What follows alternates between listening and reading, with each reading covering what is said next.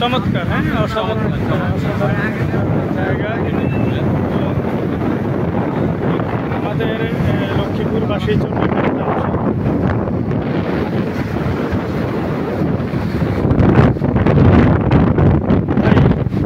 কেমন লাগছে আপনার কাছে?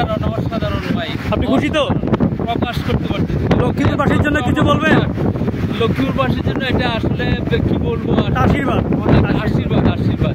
আমরা যারা ট্যুরে সময় দিতে পারি না, কক্সবাজার যেতে পারি না সময়ের জন্য, তারা এখানটা আসলে কিছুটা ফিল পাবে। সত্যি সত্যি অসাধারণ অসাধারণ।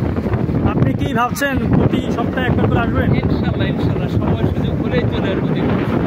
তাহলে লক্ষ্মীপুরবাসীর জন্য দাওয়াত রইল। এই যে ইনশাল্লাহ। এবং প্রশাসনের দিকে আমরা একটু দৃষ্টি আকর্ষণ করতেছি, এটা যেন আর একটু ভালো করে আর একটু সুন্দরভাবে সাহায্য করতে, এবং এখানে আর একটু বিনোদনের ব্যবস্থা করা, যাতায়াতের ব্যবস্থা, তারপরে আমাদের এখানে যারা ঘুরতে আসে তাদের জন্য একটা ভালো ব্যবস্থা করা যায়। ভাই কেমন লাগতেছে?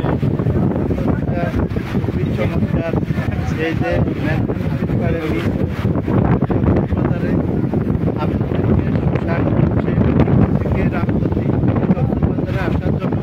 এটা কি নাম দিয়েছে মিনি কক্সবাজার?